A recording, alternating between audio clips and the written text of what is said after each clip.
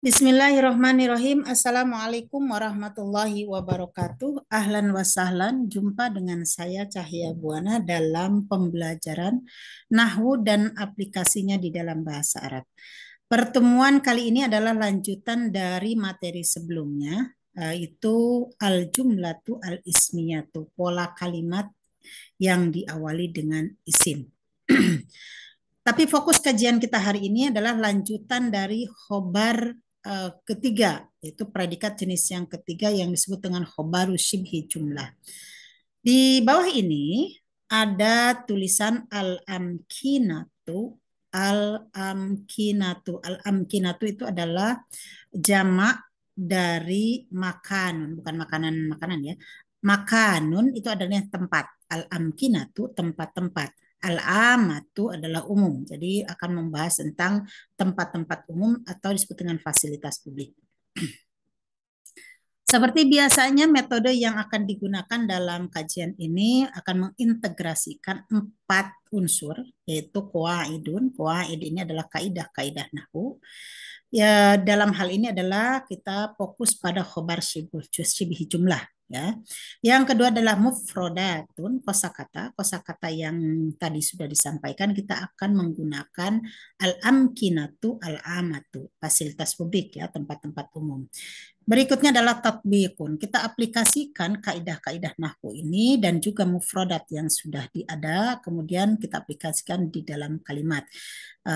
Tentu saja rumusan teori-teori nahwu, kaidah-kaidah nahwu, kemudian kita aplikasikan dalam kalimat. Yang terakhir adalah i'rab. I'rabun, mengetahui posisi kata di dalam kalimat, dan tentu saja akan ada i'rab yang panjang dan juga di sini ada yang simpelnya.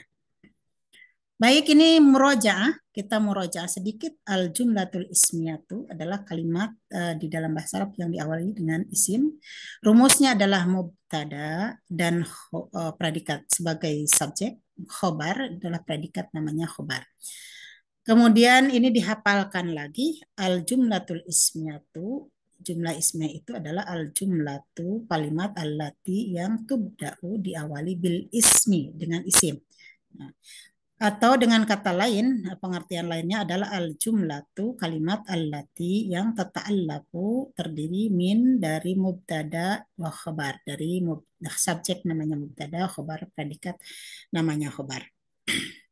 Baik, nah ini fokus kita kajian yang dimerahkan, ini adalah kajian kita hari ini. Harusnya kemarin saya bikin 5, tetapi kemudian saya gabungkan aja sebuah jumlah dalam satu pembahasan. Al-khobar, kita ulang, dibagi menjadi 3. Pertama adalah khobar mufrad. Nah, khobar isim dijelaskan dengan isim tunggal. Yang kedua adalah al-khobar, kedua adalah jumlatun. Nah, jumlah itu adalah kalimat. Nah, kalimat itu dibagi 2 lagi, yaitu jumlatun ismiyatun dengan jumlatun fi'liyatun. Jadi yang sudah kita bahas kemarin adalah khobar dari jumlah fi'liyah. Sedangkan jumlah ismiyah kita akan bahas setelah akhir pembahasan khobar. Nah, yang sekarang kita akan bahas adalah tentang khobar syibhu jumlatin. Khobar syibhu jumlatin. Jadi syibhu artinya mirip atau menyerupai, jumlatin adalah kalimat. Jadi khobar, kalau jumlah adalah memang kalimat, tetapi syibhu jumlatin, khobar mirip dari mirip kalimat. Jadi mirip-mirip kalimat. Nah, kenapa jadi disebut dengan syibhu jumlah mirip kalimat? Nah, nanti di setelah ini ya. Nah, syibhu jumlah ini dibagi menjadi 2 jenis. Yang pertama adalah jarun wa majrurun. Jadi ada nanti menggunakan huruful jar, wa majrur, isim yang dikenainya. Yang kedua adalah dzarf wa mudhaf ilaih sebenarnya di sini, tapi cukup kita menggunakan dzarf. Ya, ada dzarful zaman, ada dzarful makan. Dzarf kata keterangan waktu dan tempat. Oke, ini pembahasan berikutnya adalah ini. Huruful jar. Kita bagi tadi syibhul jumlah terbagi menjadi 2 jenis. Yang pertama adalah jar wa majrur. Nah, jar wa majrur nanti dijelaskan. Sekarang kita fokus pada huruful jarnya dulu. Nah, yang kedua, syibul yang kedua adalah dorfun, jamaknya durufun. Ini jamak ya. Durufun. Hurufun ini jamak. Durufun. Ad-durufu ini adalah jamak dari dorfun. Jadi kata sama-sama kata keterangan apa? Partikel. yang tidak kata sambung yang tidak bisa berdiri sendiri, gitu ya. Yang pertama huruf full jar itu apa saja? Sebenarnya ada 14, ada 20, tapi kita nggak usah tidak akan membahas yang sisanya. Kita fokus pada huruf full jar yang memang banyak digunakan saja dulu ya. Ini sebagai pemula. Nanti untuk yang nahwu lanjutannya baru. Ini adalah min. Dari min artinya dari ila ke fi di ala di atas an tentang kadang diartikan dari ya li milik kaf ka ini kaf dua k seperti bi dengan. Nah, perhatikan nih bentuknya. Bentuk dari huruf jar itu mini ya. Hurufnya kadang cuma dua huruf nih mim sama nun. Ini ada tiga huruf, tetapi ujungnya juga sukun. Ya, mabniun namanya mabniun as-sukun. Tidak berubah-berubah. Fi dua huruf, ala ini tiga huruf, tapi kemudian juga sama sukun terakhirnya an dua huruf. Jadi hanya yang tiga huruf ini ila dengan ala. Nah, ini ila dan ala. Sisanya cuma dua huruf dan juga satu huruf. Ini ciri khas dari huruf jar. Ya, nanti tapi ada huruf jar yang mirip dengan kata kerja fi'il, tapi itu nggak usah uh, diabaikan dulu aja. Nanti kita fokus di sini. Nih, sekarang ini adalah sedangkan huruf, ciri khas bentuknya. Perhatikan di ujungnya selalu mabniun alal fathhi. Dia tetap bentuknya itu fathah. Amama, amama di depan, waro'a di belakang, baina di antara, tahta di bawah, fauqa di atas, dakhila di dalam, janiba di samping, haula di sekitar, ada khorija. Pokoknya nanti kalau menemukan kata-kata tempat seperti itu, nah ini biasanya mabniun alal fathi, ini ada ciri-ciri dari dzaraf dan mirip dengan isim, hurufnya banyak ya. Hurufnya mirip-mirip dengan isim banyak seperti biasa. Maka ini dzaraf itu karena mirip dengan isim dikategorikan dengan perlakuannya dia seperti isim. Nah, jadi dia agak bencong-bencong gitu ya. Huruf juga secara makna dia ke huruf, tetapi secara bentuk kata dia lebih pada isim. Makanya dia dipisahkan dari huruf jar ini. Akan menjadi dzaraf. Oke, ini. Nah, ada dalam kotak di atas ini ada sebuah pertanyaan. Ini pertanyaannya mungkin bukan bukan nih saya sendiri bertanya-tanya. Uh, lima ada kenapa Sumia dinamakan bisibhil jumlati dengan shibhul jumlah. Nah ini, mengapa sih harus dinamakan dengan shibhul jumlah? Mengapa dinamain dengan mirip-mirip kalimat? Tuh. Setelah saya mencari-cari, itu ada dua pendapat, tetapi yang paling mudah untuk dicerna ini adalah yang ini dulu. Dan nanti yang pendapat kedua nanti setelah contoh baru saya akan menjelaskannya. Tarji'u atas niyatu. Nah, ini ada tarji'u adalah fi'lul mudhari artinya mengacu, merujuk kembali ya, kembali. Ini adalah fi'il mudhari. Ketika fi'il diletakkan di awal kalimat, sebagaimana pada materi pertama, dia adalah namanya jumlah fi'liyah. Jadi kata kerja diletakkan di awal kalimat namanya jumlah fi'liyah. Atas niyatu ini adalah fa'ilnya, subjeknya. Maka dibacanya juga atas niyatu. Atas niyatu. Ketika menerjemahkan seperti ini di dalam bahasa Indonesia, kita gunakan fa'ilnya dulu untuk menerjemahkan. Atas niyatu artinya penamaan. Atasnya tuh penamaan ini tarji'u mengacu atau merujuk ila kauniha kepada keadaannya. Nah, keadaannya siapa sibul jumlah murokkabatan dia itu majemuk. Majemuk itu tidak sendirian. Tidak bisa berdiri sendiri. Nah, murokkabah itu laisalahu maknan mustakil. Jadi dia nggak bisa memiliki makna yang sendiri. Maknanya nggak sempurna kecuali digandengkan dengan yang lainnya. Murokkabatan kal jumal. Dia itu majemuk seperti sebuah kalimat. Jadi nggak bisa berdiri sendirian. Nah, fahia dan syibul jumlah itu tata'allafu umumnya ya, tata'allafu terdiri min, tata'allafu min terdiri dari kalimatain, dua kata au aksar atau lebih. Yang kita gunakan di sini ada yang dua kata aja. Wahia sibul jumlah itu tadullu ala zaman. Umumnya menunjukkan sibul jumlah pada zaman, waktu, awil makan atau tempat.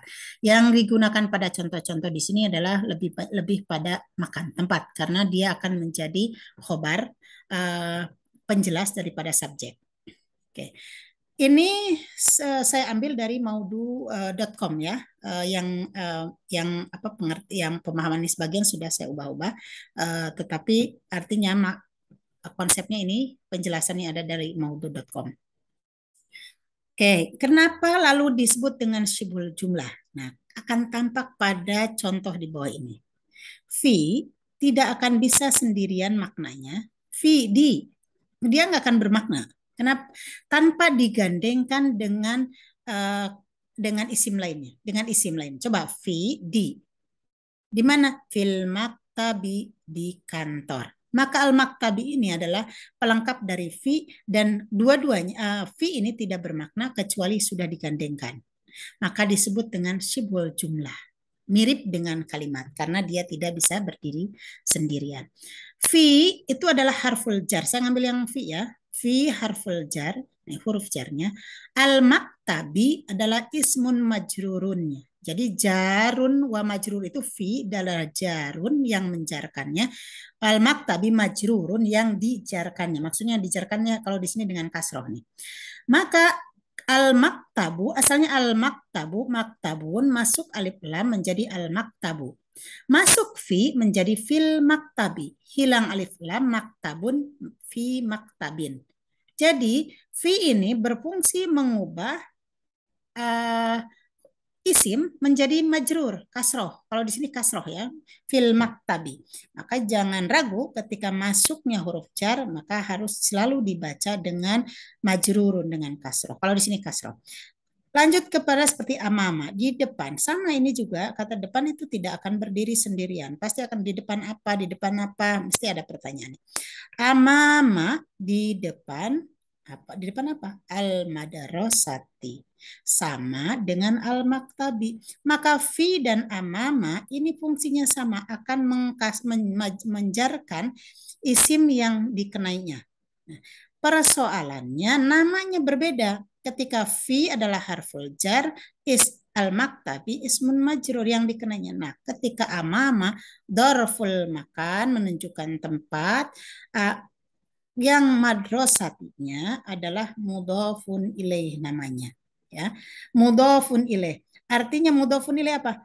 Maka ketika ini adalah mudhofun, isim yang menyandar, ini adalah isim yang menyandar kepada amama. Ini mudhofun ilaih itu disandarkan kepada ilaihi, kepada amama. Maka amama ini adalah tempat penyandaran.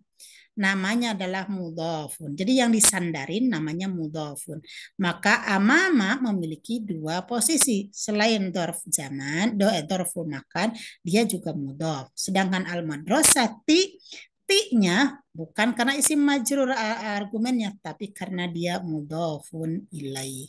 Maka kenapa amama ini kemudian dipisahkan dengan fi, ini huruf jar, karena amama memang mirip dengan isim. Ya, tetapi dia masuknya kepada syibhul jumlah. Baik, kita lanjutkan. Nah, ini al-amkinatu al-amatu. Nah, ini fasilitas publik atau tempat-tempat umum. Nah, kita mudah-mudahan ini sambil menghafal ya. Masjidun, satu masjid, masajidu itu jamaknya. Ya, nanti belajar musana yang dua nanti aja. Kita fokus pada mufrad dan jamak dulu aja. Masjidun, masajidu. Satu masjid, ini masjid-masjid. Ada masjid. Kanisatun, gereja. Jamaknya kana isu. Mata'amun, mataimu, restoran. Maktabun, makatibu, kantor. Maktabatun, jamaknya maktabatun, itu perpustakaan atau toko buku. Jami'atun, jamaknya jami'atun, itu adalah kampus atau universitas. Adalah mustashfa, mustashfa, rumah sakit. Nah, jamaknya adalah mustashfayatun. Soidaliyatun, soidaliyatun, apotek, zamannya soidaliya, soidaliyatun. Kemudian bandara ini matarun, zamannya matarotun, bandara. Mahattotun, zamannya mahattotun. Muthafun atau boleh dibaca mathaf. Jadi ada dua ya, bisa mathaf, bisa muthaf. Muthafun atau mathafun, zamannya matahif, museum. Sukun, zamannya adalah aswakun, pasar. Hadikotun, zamannya hadaiku. Nah, masnaun, nanti hadaik taman ya. Masnaun, pabrik. Masoniu adalah jamak dari masna. Mirhadun, ini sering ketemu ya. Mirhadun, toilet. Zamannya marohidu. Oke, yang terakhir adalah mahbarun, zamannya mahobiru. Itu adalah laboratorium. Baik, kita aplikasikan eh, tempat-tempat tersebut di dalam kalimat menggunakan dorok sibul jumlah. Yang sibul jumlah yang pertama adalah tatbiku aplikasi huruf jar. Huruf jar dulu ya, sibul jumlahnya dari huruf jar fil jumlah. Nah, ini yang dimerah-merahkan adalah jar wal majrurnya. Jarun wa majruruhu. Oke. Contohnya al-muslimuna, ini subjeknya mubtadanya. Al-muslimuna fil masjid, orang-orang Islam itu ada di masjid. Fil masjid ini adalah khobar sibul jumlah dari jar majrur. Wal masihiyuna, sedangkan orang-orang Nasrani, orang-orang Kristen, fil kanisati ada di gereja. Nah, fil masjidi wa fil kanisati ini dua adalah khobar dari sibul jumlah, namanya khobar sibul jumlah. Hazihil maktabatu, kalau hazihi maktabat untuk kalimat, tapi hazihil maktabatu itu kata, ya. Hazihil maktabatu ketika menemukan ada alif lam setelah haza atau hazi ini, maka dia artinya adalah perpustakaan ini, bukan ini perpustakaan, tapi perpustakaan ini. Hazihil maktabatu, perpustakaan ini, lil jamiati, miliknya universitas. Wahazal makhbaru, sedangkan laboratorium ini lil masna'i, miliknya pabrik. Nah, jadi ya, berarti kan jadi lil jami'ati ada khobar syibul jumlah dari jar majrul. Lil masna'i juga sama. Oke.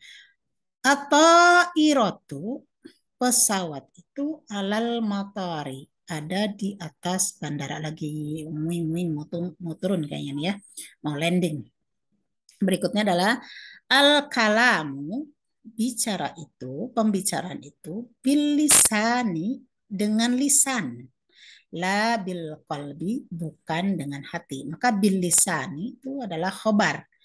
Sibhul jumlah dari jar majrur ini ya. Nah, contoh berikutnya coba. Anta, kamu, hai laki-laki, kasyamsi, bagaikan matahari, fis samai, di langit. Wa anti, dan kamu hai perempuan, kalwardati, seperti bunga mawar, fil hadikoti, di taman.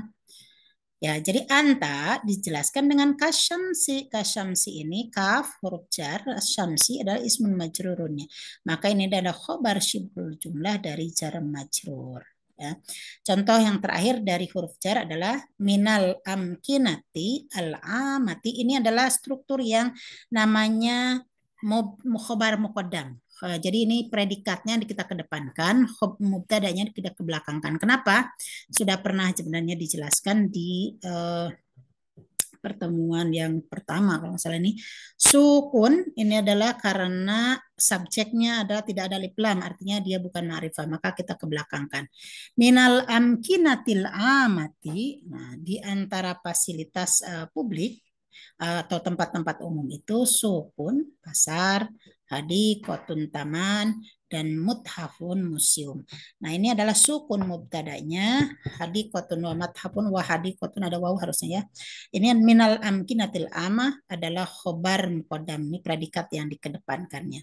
Nah, ini adalah khobar syibhul jumlah. Baik, ini adalah contoh. Aduh, tutup ya.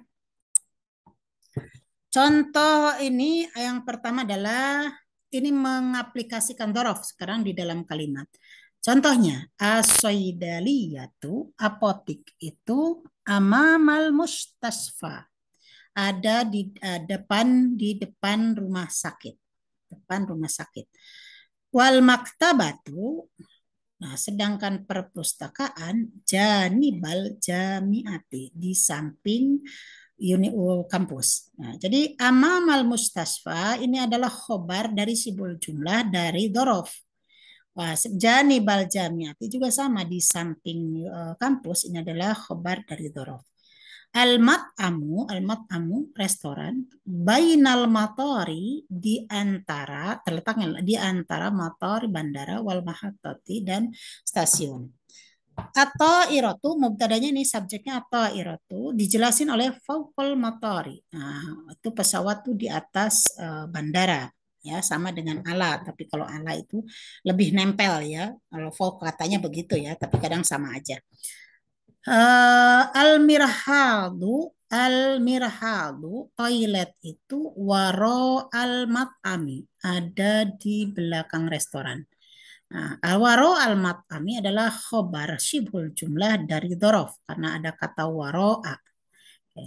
Al-ummalu, para buruh, dakhilal masnai, ada di dalam pabrik, ya. Al-ummalu dakhilal masnai, para buruh itu di dalam pabrik. Nah, dakhilal masna itu adalah khobar syibul jumlah dari dzaraf.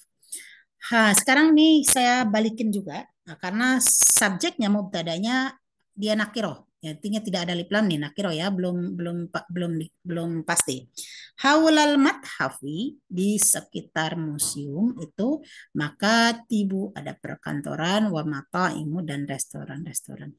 Terakhir, saya, ini ada pertanyaan ini, saya nggak jelasin. Ada pertanyaan. Apakah gimana posisinya khobarnya kalau seperti ini? Di dalam kalimat ini tetap ada syibul jumlah, ada dzaraf. Ana antadiruka amamal jamiati. Kata ana, mana khobarnya? Kalau di sini khobarnya bukan amamal jamiah, tetapi antadiruka, saya menunggumu, kaknya kamu, aku menunggumu, amamal jamiati, di depan universitas. Mana khobarnya? Ini adalah khobar jumlah fi'liyah dari antadiruka.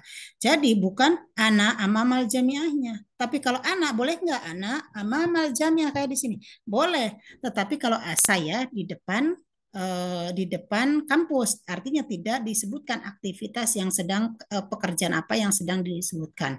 Maka ana amamal jami'ati adalah khobar syibul jumlah menggunakan dzaraf. Tetapi ana antadiruka amamal jami'ati ini hanya pelengkap dari antadiruka. Jadi yang menjadi khobar tetap adalah antadiruka. Baik. Sekarang yang terakhir adalah i'rab. I'rabu khobari syibhil jumlah minal jar wal majrur. Ini cara i'rab khobar jar majrur dulu ya. Al muslimuna fil masjidi. Al muslimuna mubtadaun. Mubtada nih, setiap mubtada pasti marfu'un. Dia menggunakan rafa.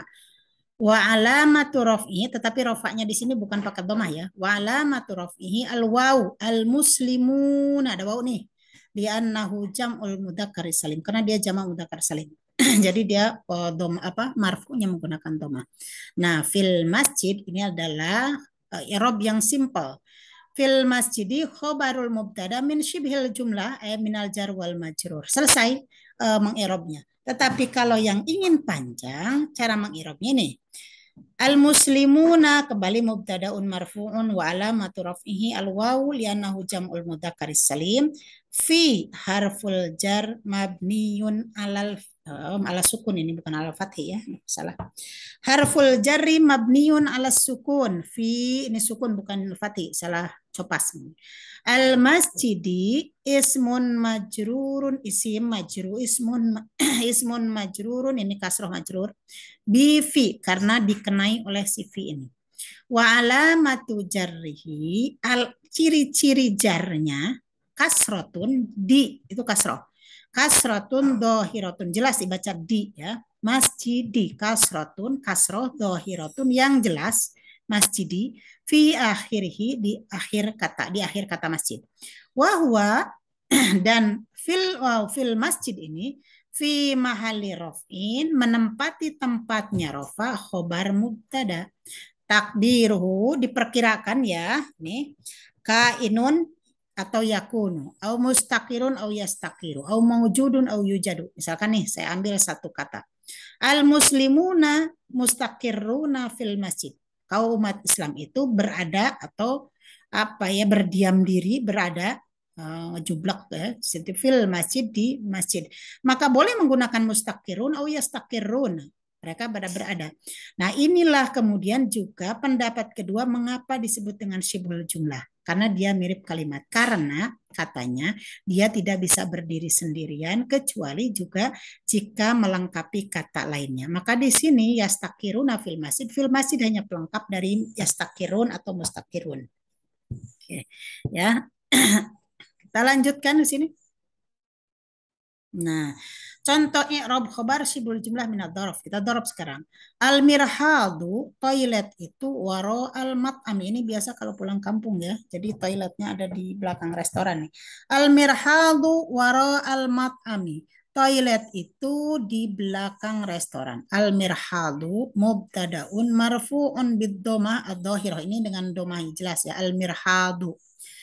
Waro, nah ini i'rab simple. Waro al-mat'ami kita gabungkan khobarul mubtada min syibhil jumlah wahya wahwa dzaraf, dari dzaraf. Nah, kalau yang ingin panjang waro'a dzarful makan mabniun alal fathi. Waro'a mabniun, selalu dia tetap waro'a, nggak ada waro'u, nggak ada waro'i ya, ada waro'a alal fathi. Wa huwa mudhafun. Al-mat'ami mudhafun ilaih majrurun, kasroh juga nih. Wa alamatu jarrihi kasrotun dohiratun. Alamat jarnya itu kasroh yang sangat jelas. Mat'ami. Fi akhiri. Wa huwa fi mahalli raf'in khobar mubtada. Dan dia juga menepati tempatnya rofa karena dia khobar mubtada. Takdiruhu sama. Takdiruhu kainun yakun au mustakirun yastakir au maujudun au yujadu atau apalah yang, tapi umumnya ini ya sebagai prediksi yang dibuangnya itu. Nah, contohnya al-mirhadu maujudun waro al-mat. Maka maujudun adalah khobar mufrad dari mirhad. Jadi toilet itu ada. Di sini ada di belakang restoran. Maka maujudun atau yujadu ini pada hakikatnya adalah khobar yang tersingkirkan. Maka cukup dengan waro al-ma'di, cukup dengan syibul jumlah dengan dorob saja. Maka ini juga menjadi alasan mengapa jar majrur dan dorob disebut dengan syibul jumlah. Tetapi silahkan mau menggunakan i'rab yang simple atau yang panjang, tetapi bisa memahami mana sesungguhnya apa posisi kata tersebut di dalam kalimat, mana subjek, mana predikatnya. Itu yang paling penting. Baik, terima kasih. Sudah cukup pertemuan kita pada kali ini. Insya Allah sanaltaqi fil madati sadisah wa hiya khabarul mubtada minal jumlah li ismiyah. Kita akan jumpa pada pertemuan predikat dari jumlah ismiyah, tapi dijelasin dengan kalimat ismiyah lagi. Nah, gimana caranya? Insya Allah nanti kita akan jelaskan karena ini sudah selesai khobar lainnya, maka khobar jumlah ismiyah insya Allah sudah nanti akan lebih bisa dipahami. Terima kasih. Assalamualaikum warahmatullahi wabarakatuh.